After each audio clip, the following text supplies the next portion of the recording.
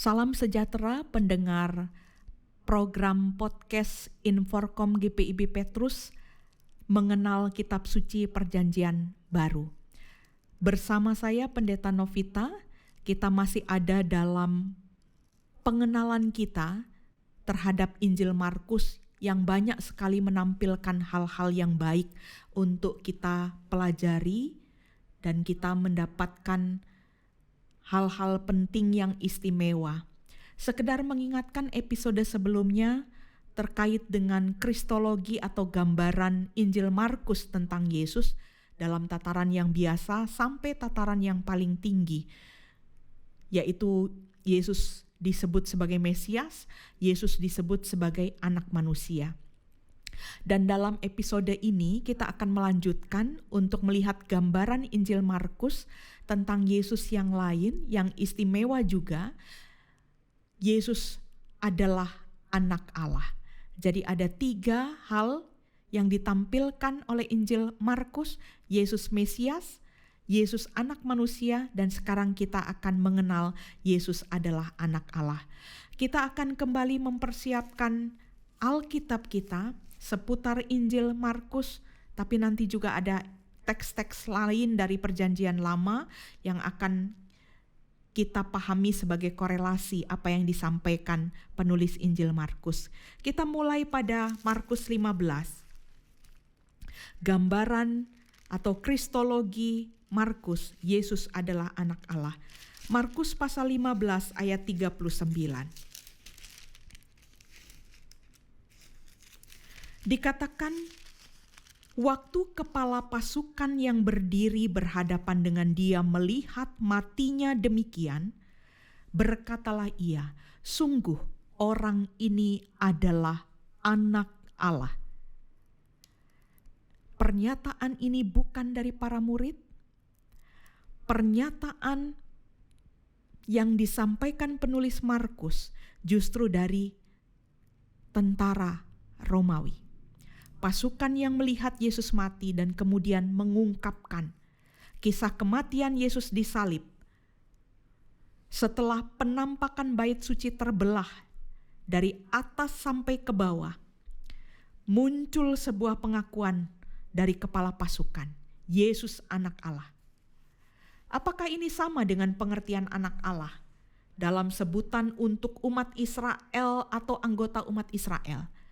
Yang kita pahami, umat Israel itu yang disebut sebagai anak Allah. Yang dipahami, anggota umat Israel itu adalah anak Allah. Apakah seperti ini pengertiannya? Kapan Yesus ditampilkan sebagai anak Allah dalam Injil Markus? Kita akan lihat. Markus pasal 1 ayat 11. Kisah tentang Yesus dibaptis. Markus pasal 1 ayat 11. Lalu terdengarlah suara dari sorga, engkaulah anakku, yang kukasihi, kepadamulah aku berkenan. Ayat ini berangkat dari teks-teks Perjanjian Lama, khususnya teks Mazmur. Kita akan mencoba untuk melihat Markus pasal 11 ayat 11, engkaulah anakku yang kukasihi, kepadamulah aku berkenan. Ini berangkat dari kutipan teks Perjanjian Lama, Mazmur 2 ayat 7, engkaulah anak yang kukasihi. Saya bacakan untuk pendengar terkasih Mazmur 2 ayat 7. Aku mau menceritakan tentang ketetapan Tuhan. Ia berkata kepadaku, anakku engkau telah kuperanakkan pada hari ini. Dan ini merupakan konsep Mazmur mesianis. Lagi-lagi, konsep Mazmur mesianis ini berangkat dari 2 Samuel 7 ayat 12 sampai 16 yang sudah kita pelajari, yang sudah kita kenal kemarin tentang keturunan Daud yang dijanjikan oleh Allah. Kita akan lihat selain dari Mazmur, kutipan perjanjian mana lagi yang dipakai dalam Markus pasal 1 ayat 11. Kutipan dari kitab Perjanjian Lama, Yesaya 42 ayat 7. Kalimat kepadamulah aku berkenan. Saya bacakan Yesaya 42 ayat 7. Untuk membuka mata yang buta, untuk mengeluarkan orang hukuman dari tempat tahanan, dan mengeluarkan orang-orang yang duduk dalam gelap dari rumah penjara. Ini sebuah konsep hamba yang menderita. Dan ini merupakan kombinasi dari kitab Daniel 7 ayat 13, yaitu orang pilihan Allah yang datang dari kemuliaan Bapa, yang kita sudah pelajari tentang Mesias. Kepadamulah aku berkenan. Kepada siapa? Untuk apa? Untuk membuka mata orang buta, untuk mereka mengeluarkan orang-orang yang duduk dari gelap, dari rumah penjara. Dan ini merupakan revolusi, perubahan yang cukup tajam dari konsep perjanjian lama. Gambaran Yesus dalam Injil Markus itu sangat berbeda dari referensi yang kita dapatkan melalui teks-teks perjanjian lama. Jadi inilah yang menjawab mengapa para murid pada akhirnya melarikan diri dari Yesus. Ingat peristiwa itu, pendengar terkasih, siapa murid yang ada di sekitar Yesus pada saat disalib? Tidak ada. Maka sangat bisa kita pahami ketika justru muncul dari pasukan Romawi terkait dengan gambaran siapa Yesus menurut Injil Markus. Murid-murid semua lari. Para murid terus tidak mengerti bahkan tentang konsep Mesias, anak Allah, anak manusia yang menderita. Para murid itu masih terbelenggu dengan konsep memahami dalam pikiran perjanjian lama. Para murid selalu berangkat dari pemahaman teks Daniel 7 ayat 13.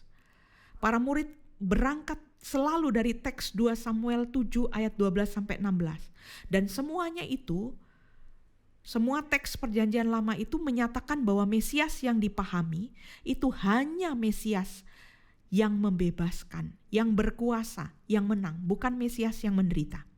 Bukan hamba yang menderita. Dan itu berbeda dengan tampilan penulis Injil Markus untuk menggambarkan tentang Yesus, Mesias yang menderita, anak manusia, anak Allah yang menderita.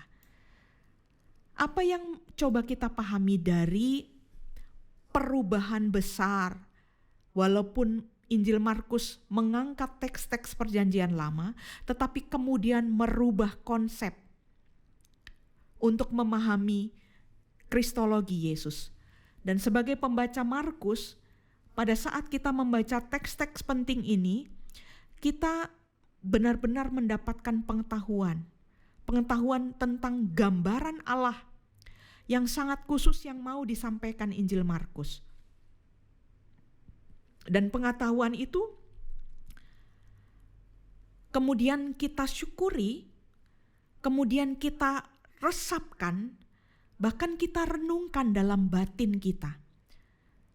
Gambaran Yesus menurut Injil Markus itu bisa sangat dalam untuk direnungkan dalam batin kita.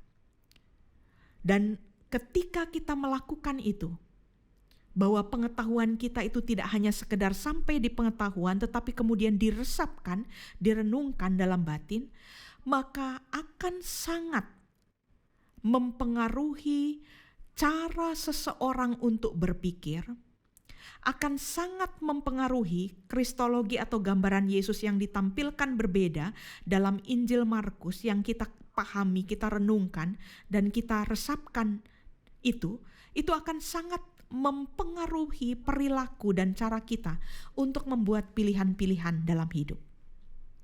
Cara kita memahami tentang Yesus itu sangat-sangat mempengaruhi cara berpikir, sekali lagi, perilaku, cara kita membuat keputusan dalam hidup. Dan tanpa memahami penderitaan yang kita alami itu tidak bermakna. Tanpa memahami penderitaan Yesus dalam konsep Injil Markus, maka kehidupan kita dalam berbagai macam pergumulan itu tidak ada maknanya. Sama sekali tidak ada maknanya. Tapi ketika kita percaya seperti kita merenungkan apa yang disampaikan penulis Injil Markus bahwa Yesus itu adalah Mesias, Yesus itu adalah anak Allah, Yesus itu adalah anak manusia yang telah menderita untuk orang berdosa, seperti yang dikatakan dalam kitab Yesaya 42, Yesaya 52, Yesaya 53 tentang hamba yang menderita. Maka penderitaan orang beriman ketika Bapak, Ibu, dan saya, saudara-saudara yang terkasih yang saat ini mendengarkan materi pengenalan kitab suci bagian ini, maka ketika kita menderita, kita pasti akan menemukan iman di dalam penderitaan Yesus itu. Sehingga semua rangkaian penderitaan itu bisa kita terima, bisa kita amini, bahkan di dalam penderitaan yang ada, yang kita alami itu, kita menemukan sendiri makna hidup dari semua penderitaan yang kita alami.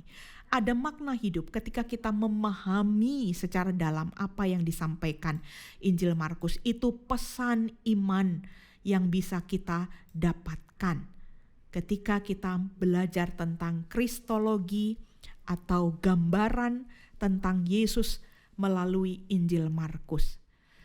Nah, kita akan mengenal saat ini makna mujizat,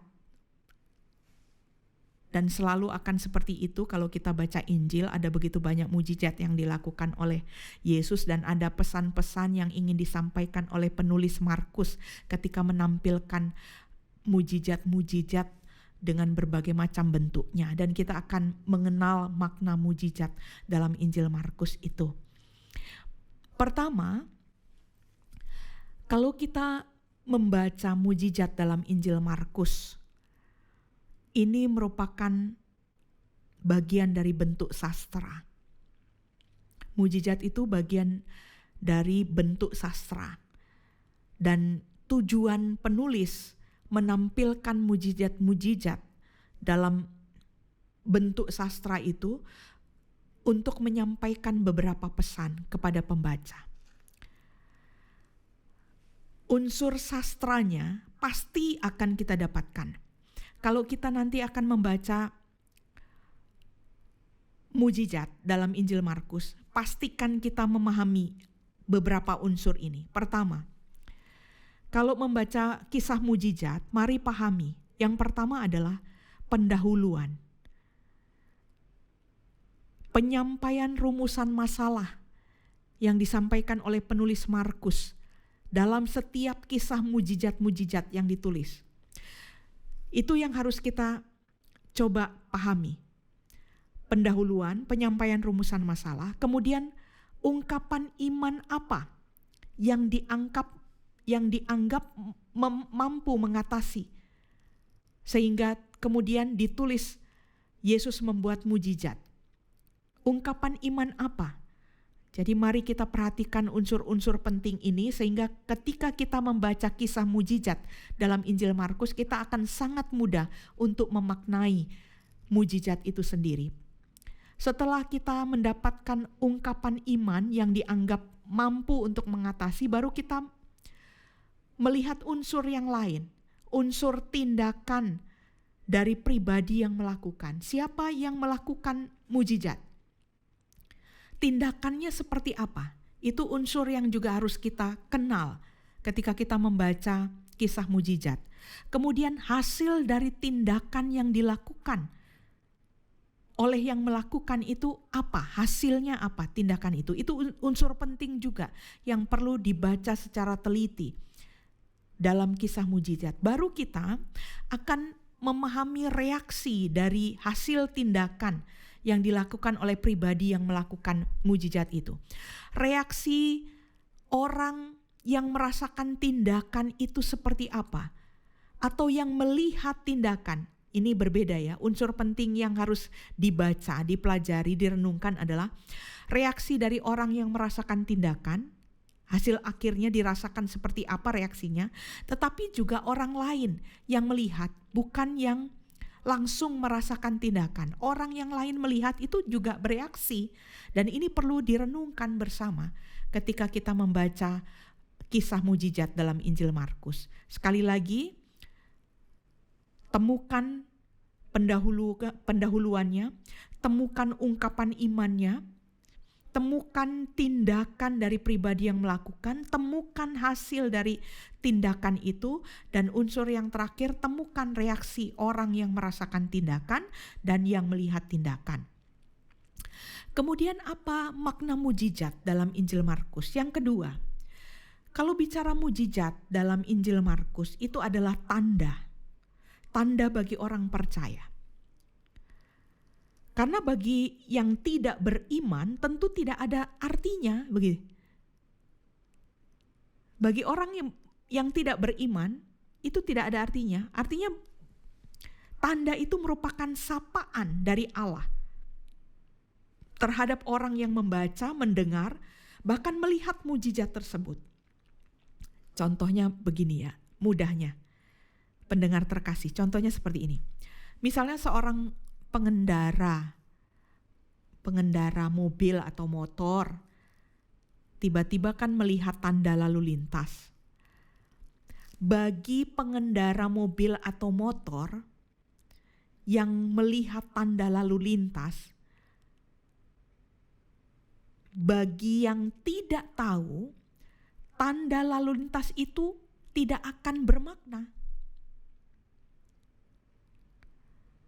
Tetapi tanda lalu lintas bagi yang paham itu akan sangat bermakna. Kalau bagi yang tidak tahu malah justru menjadi pertanyaan. Ini apa dan lain sebagainya. Tapi bagi yang tahu, tanda lalu lintas itu sangat bermakna.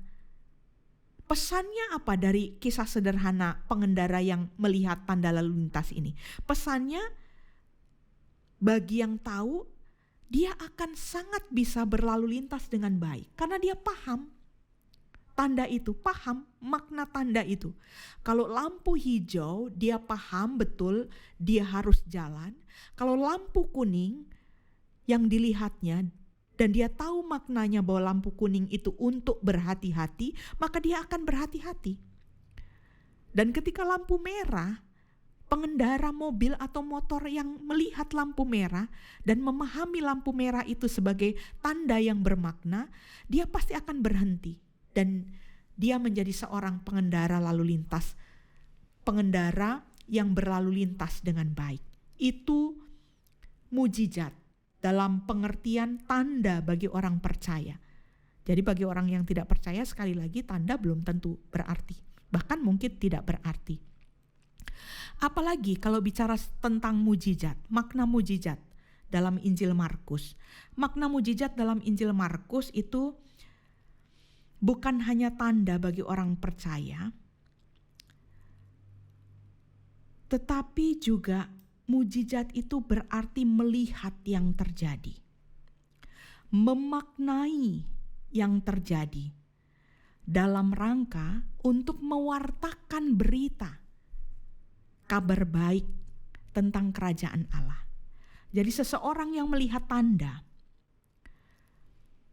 seseorang itu memaknai apa yang terjadi. Dan pemaknaan itu akan membuatnya untuk mampu untuk memberitakan kabar sukacita, mewartakan kerajaan Allah. Seseorang yang tidak pernah memahami, merenungkan tentang tanda atau mujizat yang terjadi dalam dirinya, pasti dia tidak akan mampu untuk mewartakan kerajaan Allah, berita sukacita. Dan saya percaya pada bagian ini, ketika pendengar memaknai mujizat seperti ini, melihat apa yang terjadi dalam kehidupan kita sampai dengan hari ini, itu adalah lawatan Tuhan, bahwa kita tahu tanda-tanda Tuhan itu bekerja, mujizat-mujizat Tuhan itu terjadi dan kita lihat, kita maknai, kita renungkan, kita pahami, dan kita pasti dimampukan dan pasti bisa menjadi pewarta dari kabar sukacita. Tapi sebaliknya, orang yang tidak memaknai mujizat dalam kehidupannya tentang karya Allah, pasti dia tidak akan pernah bisa mampu untuk mengabarkan kabar baik bagi orang lain. Itu maknanya. Dan ini sangat membawa pesan. Mujizat itu bukan bukti, tapi tanda yang membawa pesan bagi orang percaya. Dan ini selalu akan berubah sesuai dengan zamannya. Dalam konteks Injil Markus nanti kita akan lihat tanda atau makna mujizat. Misalnya seperti kita akan langsung pada contoh untuk memahami apa yang coba kita bisa baca dari pembahasan, misalnya contohnya mujizat Yesus meredakan angin ribut. Ini kisah yang cukup dikenal dalam Injil Markus pasal 4 ayat 35 sampai dengan 41.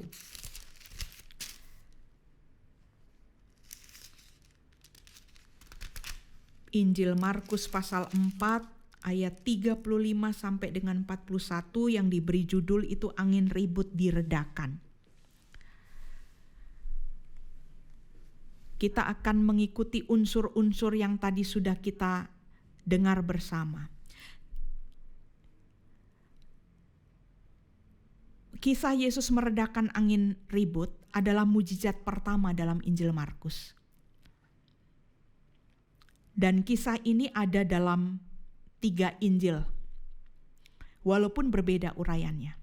Nanti kita akan coba melihat apa yang disampaikan dalam Matius, apa yang disampaikan dalam Lukas, apa yang disampaikan dalam Injil Markus. Kita lihat konteksnya.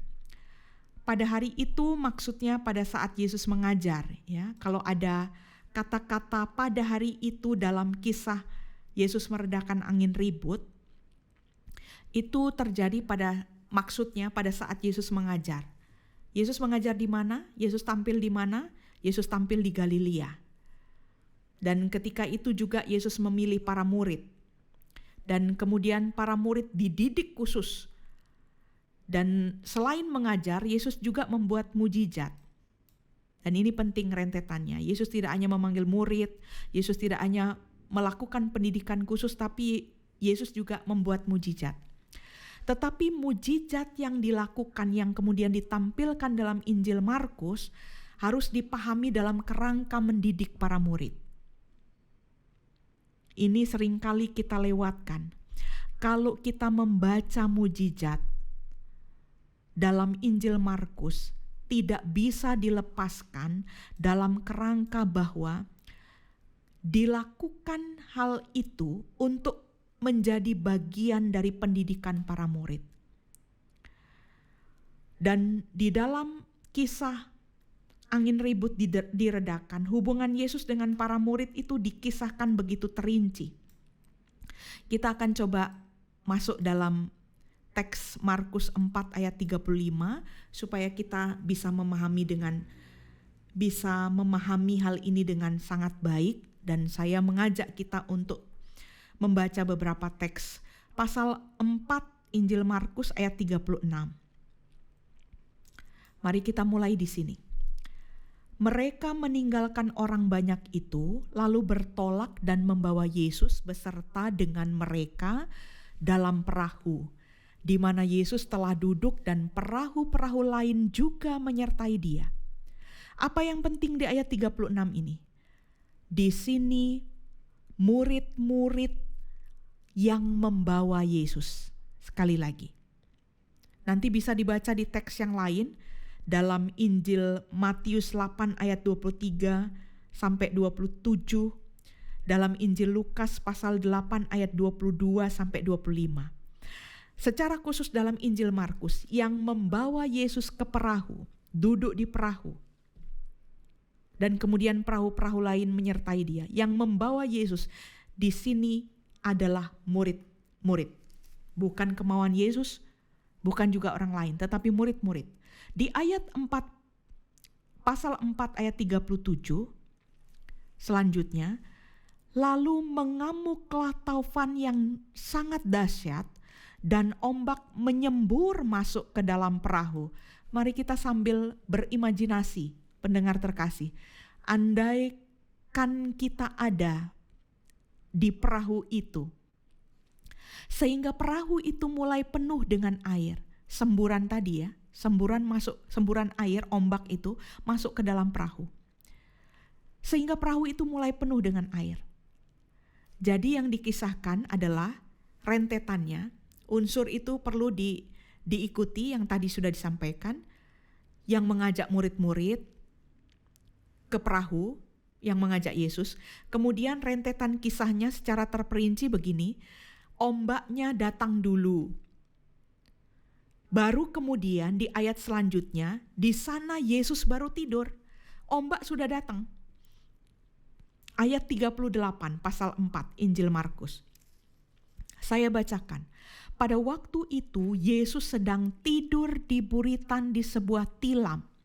Maka murid-muridnya membangunkan dia dan berkata kepadanya, "Guru, engkau tidak peduli kalau kita binasa?" Ini sebuah pertanyaan dari murid-murid. Dikatakan secara terperinci, Yesus tidur di buritan. Yesus tidur di buritan di sebuah tilam. Mari kita benar-benar menikmati bagian ini. Betapa Injil Markus itu sangat terperinci untuk mengisahkan kisah angin ribut diredakan. Tidak disebutkan tempat di belakang.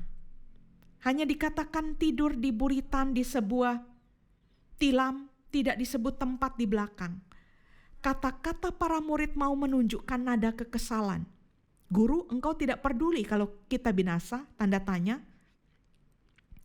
Kekesalannya, sebutan guru yang sama dengan dalam bahasa Yunani didaskolos atau dalam bahasa Inggris teacher, ini pengajar biasa, guru. Sebutan yang dikatakan oleh para murid, ini sebutan yang biasa. Namun di ayat 39, mari kita perhatikan proses selanjutnya. Markus pasal 4 ayat 39. Ia pun bangun, menghardik angin itu dan berkata kepada danau itu, "Diam, tenanglah."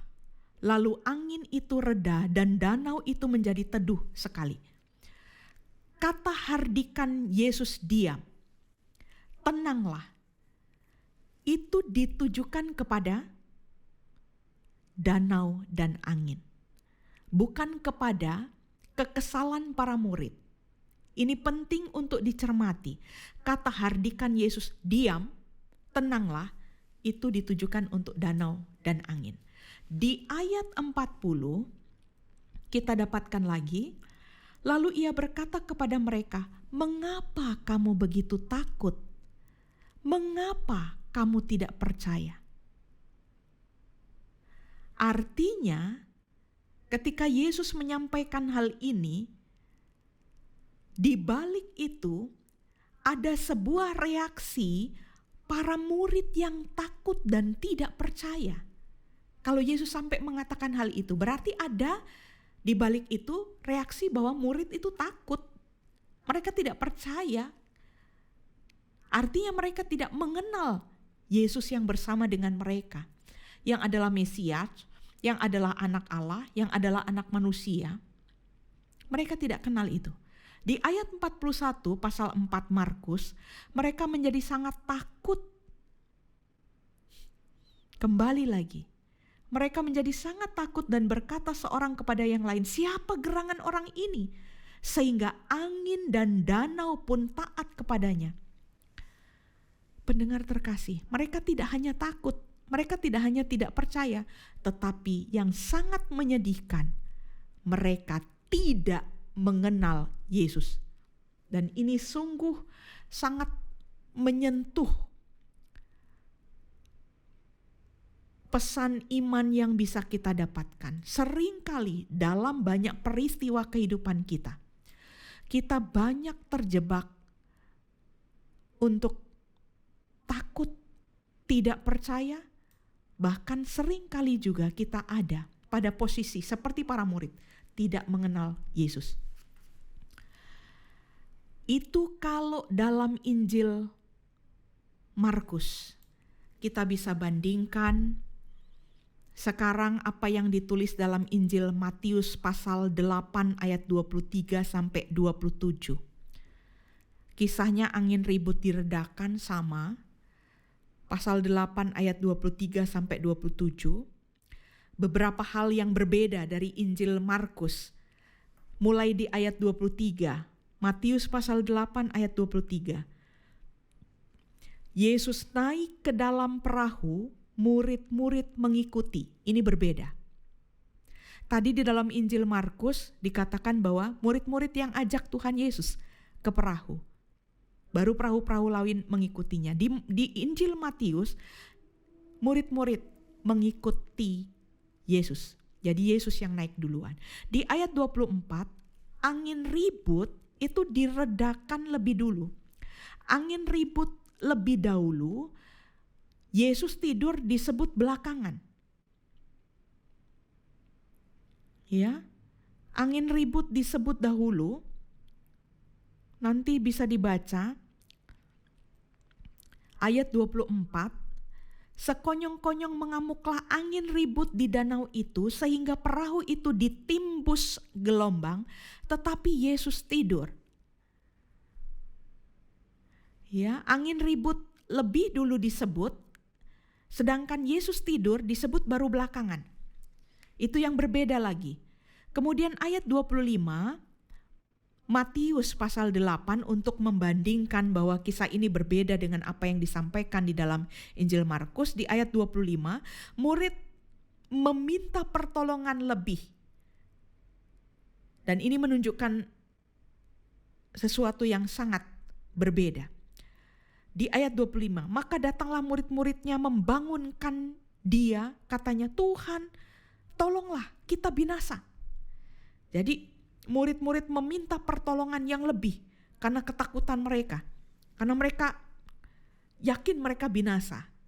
Di ayat 26, Matius pasal 8, yang dihardik itu bukan angin dan danau. Kalau tadi dalam Injil Markus yang dihardik oleh Yesus itu angin dan danau, diam, kata Tuhan Yesus. Tapi di ayat 26 saya bacakan, ia berkata kepada mereka, jadi mereka yang dihardik, mengapa kamu takut, kamu kurang percaya? Lalu bangunlah Yesus menghardik angin dan danau itu, maka danau itu menjadi teduh. Yang dihardik bukan angin dan danau, tetapi murid-murid yang kurang percaya. Di ayat 27, mereka juga menanyakan tentang orang seperti apa dia ini. Itu dalam Injil Matius. Kita akhiri kisah ini untuk melihat kisah ini dalam Injil yang berbeda.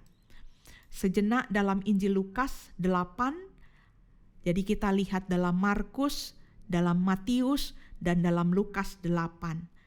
Cerita yang sama, angin ribut diredakan. Dalam Injil Lukas tersampaikan Yesus naik perahu bersama-sama dengan murid-murid. Dan ini berbeda lagi dengan Markus dan Matius. Kalau Markus murid yang mengajak, kalau Matius Yesus lebih dahulu, kalau di Injil Lukas ini berbeda lagi. Di ayat 23, Lukas 8 ayat 23. Yesus tertidur dulu, baru kemudian turunlah taufan. Saya bacakan. Pasal 8 Injil Lukas ayat 23, dan ketika mereka sedang berlayar, Yesus tertidur. Ya, Yesus tidur duluan. Sekonyong-konyong turunlah taufan ke danau. Itu yang berbeda lagi dari dua Injil sebelumnya. Di ayat 24, sebutan guru pada Injil Lukas itu berbeda dari terjemahan apa yang disampaikan oleh Markus. Penyebutan yang menunjukkan pada kehormatan itu hanya disampaikan dalam Matius. Kemudian di ayat 25, Yesus mempertanyakan di manakah kepercayaanmu. Jadi tidak ada ini dalam Injil Markus maupun Matius, hanya ada di Lukas. Yesus mempertanyakan di manakah kepercayaanmu. Dan itu dinyatakan di ayat 25. Lalu katanya kepada mereka, di manakah kepercayaanmu? Kalau kita mencoba untuk menafsirkan apa yang disampaikan oleh Lukas, pendengar terkasih, bahwa yang ingin disampaikan adalah memang orang bisa saja percaya, tetapi belum tentu paham dengan apa yang dipercayainya. Itu yang mau disampaikan oleh Injil Lukas. Sampai di sini kita boleh memahami sebuah contoh tentang makna mujizat dengan unsur-unsur penting yang harus kita lihat bersama. Tuhan memberkati.